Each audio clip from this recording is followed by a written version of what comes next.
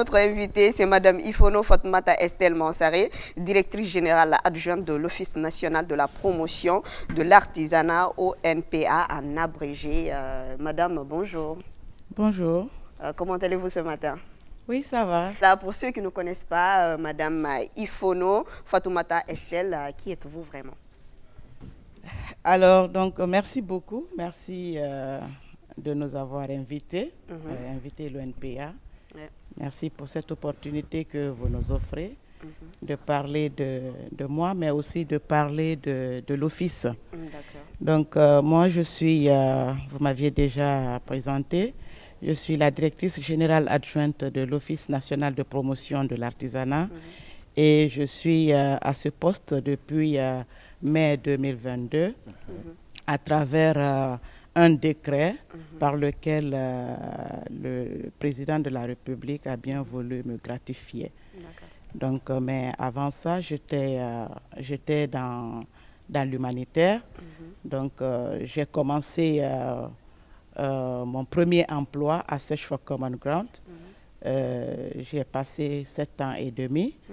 Et après Search for Common Ground, je suis allée à l'UNICEF, à la section communication pour le développement. J'ai fait 2 ans et demi. Et avant de postuler pour un poste de coordinateur des relations communautaires dans une société minière. Donc j'y étais pendant 4 ans avant d'être nommée au poste de directrice générale adjointe. C'est vrai qu'aujourd'hui, c'est le 1er mars. On va parler d'abord le 8 mars, la femme guinéenne en général. Mon regard sur la femme guinéenne, je pense que la femme guinéenne est très courageuse, très, très courageuse.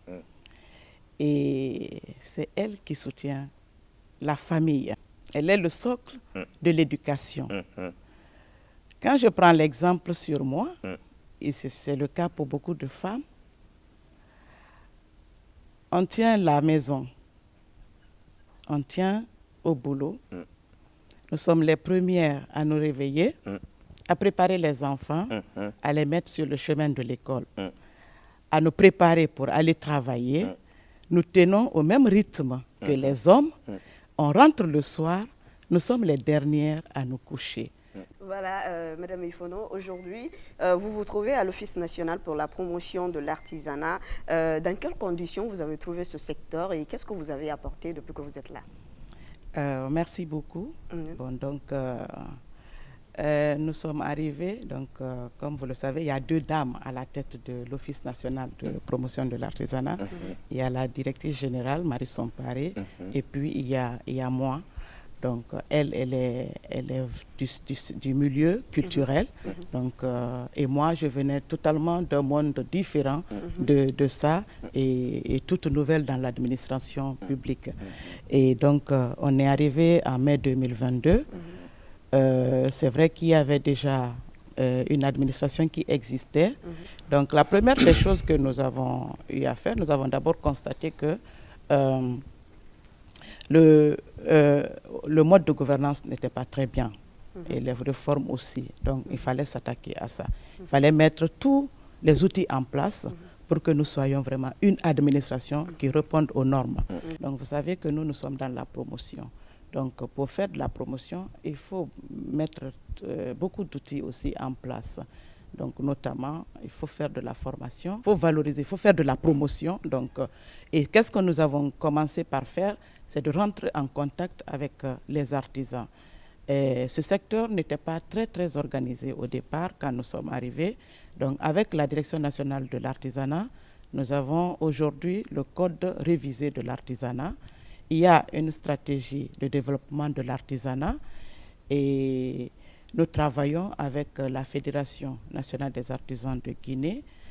Donc, nous avons commencé par mettre un répertoire de tous les artisans, les enregistrer chez nous et commencer à faire notre travail de promotion. Donc, aujourd'hui, nous participons à beaucoup de foires ici en Guinée, mais aussi à l'international. Quand je prends l'année dernière, nous avons appuyé près de 250 artisans pour participer dans les foires ici et à l'international. Nous avons aussi essayé de mettre les infrastructures en place pour la valorisation et la promotion des produits artisanaux. Il y avait des infrastructures qui existaient, qui avaient été construites depuis 2010, lors des fêtes tournantes. Il y a qu'on appelle les CEA, les centres des centres d'exposition artisanale, qui existent à Bouquet, à Kankan, à Dalaba et à Zérekore, mais qui n'étaient pas exploités ou qui étaient mal exploités. Donc nous avons essayé de mettre de l'argent pour rénover, redynamiser les centres et les exploiter. Donc on a fait ça aussi, et comme vous savez, nous avons fait d'autres activités, notamment le Salon international de textile africain qui s'est déroulé l'année dernière, qui a fait venir plus de 40 pays africains ici, avec plus de 400 étrangers sur le sol guinéen. Tout ça, ça contribue à valoriser le savoir-faire guinéen, l'artisanat guinéen. Ce qui reste clair, on va parler des activités en cours, c'est-à-dire de labellisation de 50 producteurs de l'épi. Parlons-nous de ça. Et puis, s'il faut d'ailleurs les accompagnements, vous savez, pour tout problème, il y a aussi des inconvénients, des difficultés à rencontrer et tout. Alors, parlez-nous de ces activités. OK. Donc, très bien. Nous sommes actuellement sur une activité phare qui est la labellisation du lépi. Et vous savez que le lépi, c'est un produit très consommé et très aimé par les Guinéens, mais aussi par les étrangers. Vous avez vu combien le textile guinéen est menacé aujourd'hui par la contrefaçon. Donc, qu'est-ce que nous avons fait? Aujourd'hui, le lépi est quand même réputé être guinéen.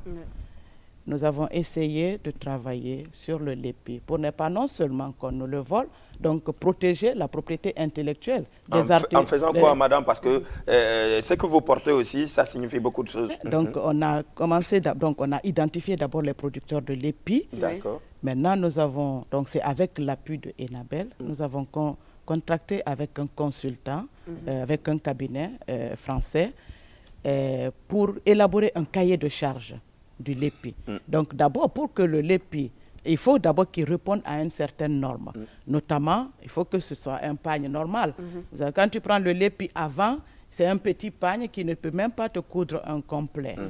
Donc, et tu le portes à peine, tu as peur de t'asseoir, parce que si tu t'assois, le pagne risque de se fendre. Donc, nous avons d'abord commencé à travailler sur la dimension du pagne. Donc, pour lui donner un pagne normal, je crois que c'est 1,80 m sur 1,20 m. Donc, c'est un pagne normal. Travaille sur la densité du fil. Donc, maintenant, tu peux prendre le lépi labellisé, tu peux le porter. Même si tu ne le doubles pas, tu ne risques pas d'être exposé.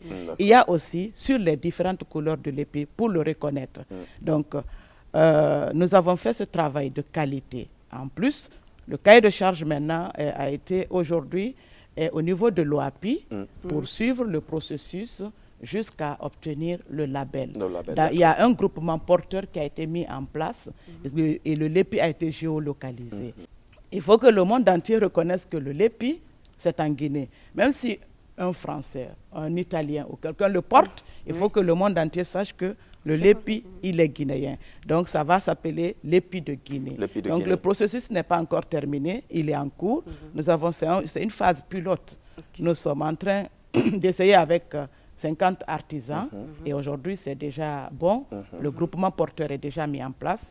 Et à la suite, si ce processus finit et ça marche très bien, on va élargir sur tous les producteurs de lépi, mais aussi sur les autres produits artisanaux. Est-ce que là, forcément, on vous accompagne sincèrement? Oui, on peut dire qu'on nous accompagne parce que nous sommes soutenus par le département. Et quand nous voyons aujourd'hui le président de la République qui sort tout le temps dans nos tenues traditionnelles, il est en lépi. Nous avons vu les footballeurs guinéens qui sont partis en lépi. Et nous avons vu récemment le gouvernement qui a été dissous est parti en lépi à Dubaï. Donc pour nous, c'est déjà un encouragement et c'est un soutien. Ça veut dire que le travail que nous sommes en train de faire, il n'est pas vain. Parce que ça veut dire que c'est en train d'être suivi et il y en a qui aiment ce que nous sommes en train de faire. Donc pour nous, c'est d'abord le plus grand soutien.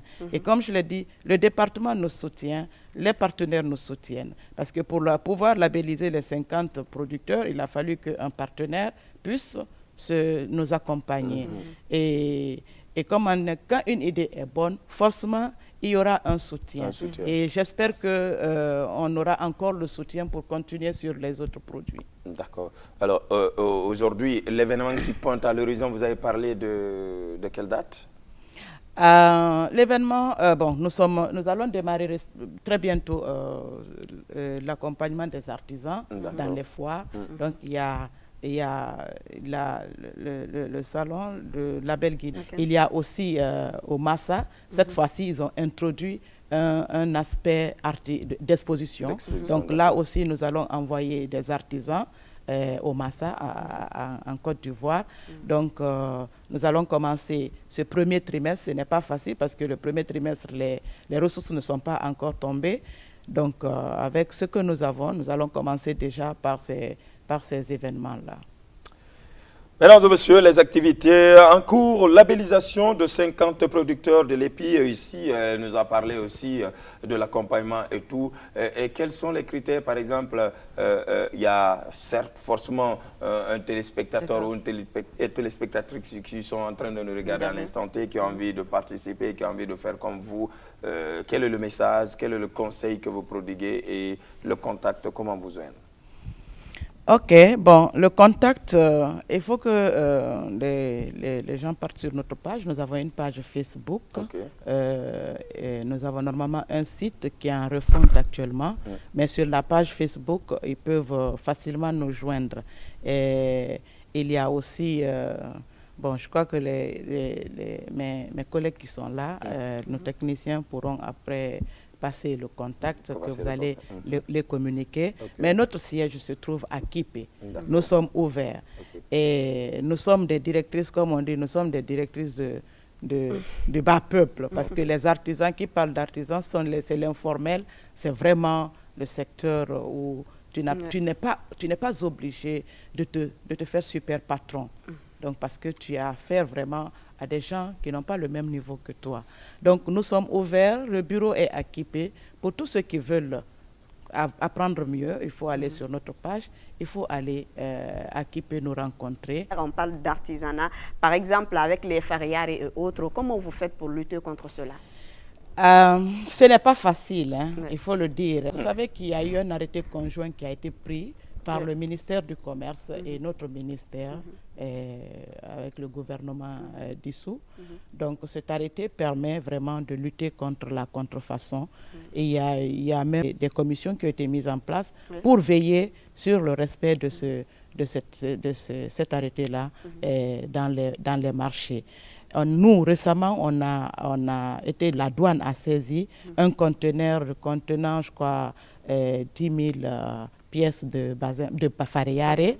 Et c'est aujourd'hui à notre position. Nous sommes en train de voir dans quelle mesure incinérer ces produits-là. Ce sont des actions que nous menons. Nous sensibilisons également. Quand nous partons des fois dans les foires, nous trouvons que ce sont des produits qui sont utilisés même pour décorer les stands. Nous demandons à ce que vraiment ils s'en débarrassent. Et donc, toutes les personnes que nous amenons, par exemple, dans les foires, il est interdit de partir avec un tissu qui est contrefait, qui n'est pas 100% guinéen, qui n'est pas guinéen. Le dernier virage avec Madame Ifono Estelle. Alors, Madame, vous avez forcément des personnes à remercier avant de nous quitter. Je vais d'abord commencer par vous, qui avez bien voulu accepter de nous inviter. Donc, la maison mère, la RTG avec son directeur général. Je voudrais aussi remercier quand même les cadres du département avec lesquels, d'abord le cabinet. Aujourd'hui, il n'y a pas un ministre, mais le cabinet, il est là. Donc, qui nous a soutenus dans toutes nos actions et vraiment qui nous encourage et qui met en lumière ce que nous sommes en train de faire. Nos collaborateurs et les partenaires extérieurs qui nous soutiennent également. Donc, je voudrais remercier tout un chacun, remercier le président de la République, puisque c'est lui qui nous a donné l'opportunité de nous montrer de ce que notre savoir-faire et nos compétences. Donc, le remercier par rapport à cela aussi. Remercier ma directrice générale, super Madame Boireau, Marie Somparé. En tout cas, nous étions avec Madame Ifono Estelle Mansaré, directrice générale adjointe de l'Office national de promotion de l'artisanat.